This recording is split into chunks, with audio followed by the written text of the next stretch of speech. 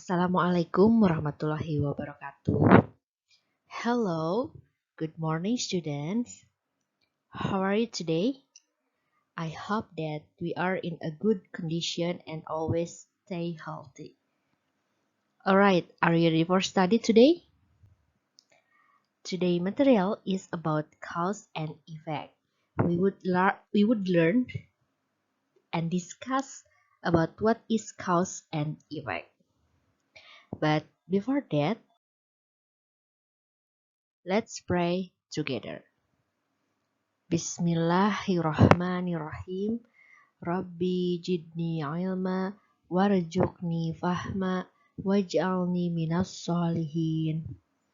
Ya Allah, tambahkanlah kepada aku ilmu, berikanlah kepada aku karunia untuk dapat memahaminya, dan jadikanlah aku termasuk dalam golongan orang-orang yang soleh. Amin.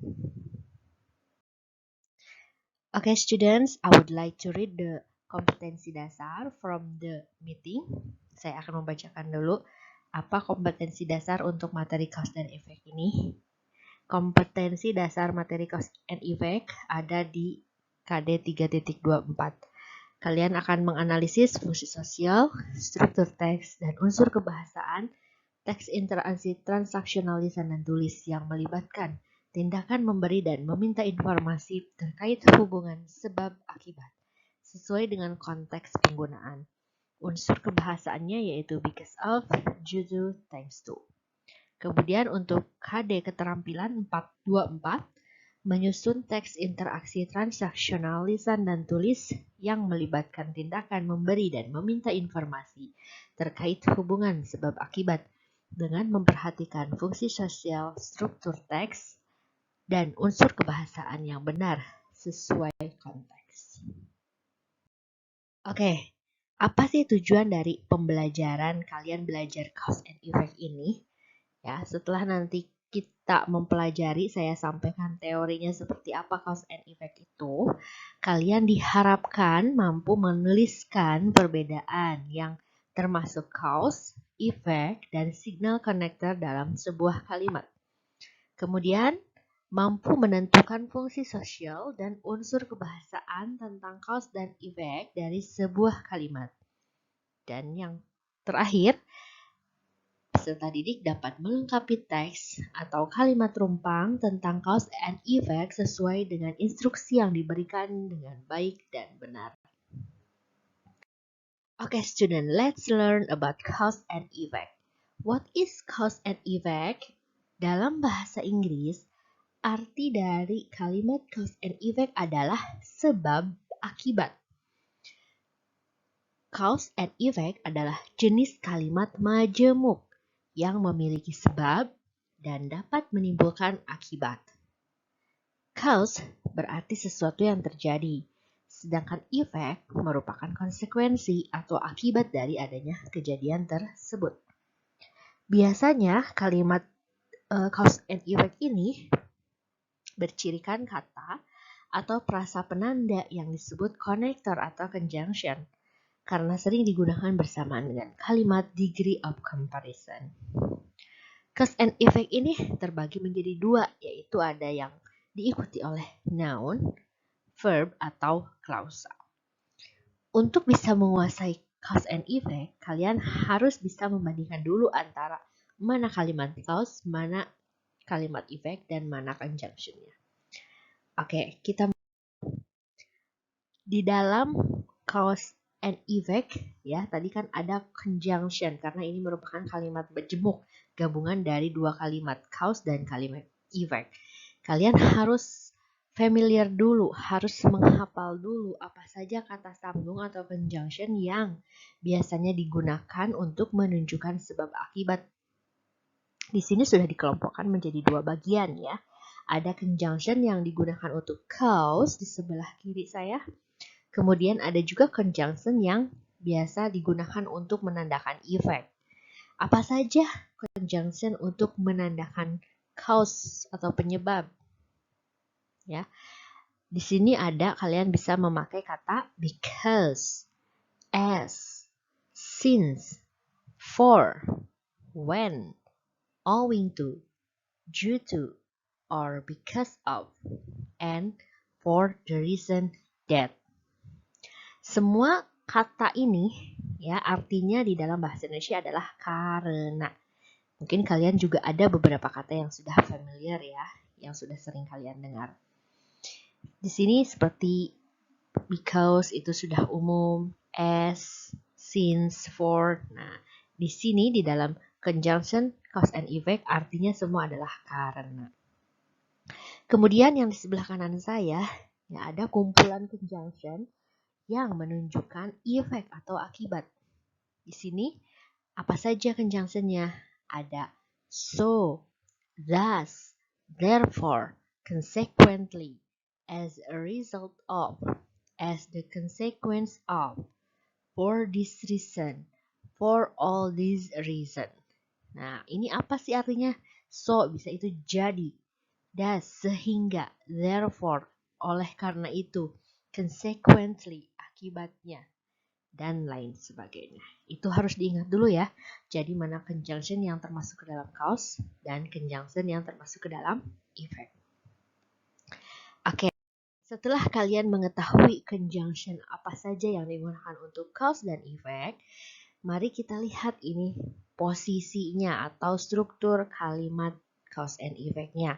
Yang pertama ada cause dan effect yang diikuti oleh noun atau kata benda. Di sini ada dua rumus. Yang pertama, connector plus cause plus effect. Konektornya tadi ya, ada due to, owing to, because of, as a result of, as a consequence of. Contoh, due to the storm, we cannot go to the beach. Due to, itu adalah konektor. The storm, badai ya. Due to the storm, karena badai, we cannot go to the beach.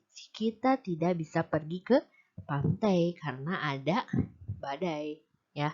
Due to itu sebagai konektor, the storm adalah cause, penyebab ya. Akibatnya we cannot go to the beach. Seperti itu rumus yang pertama. Bisa paham ya?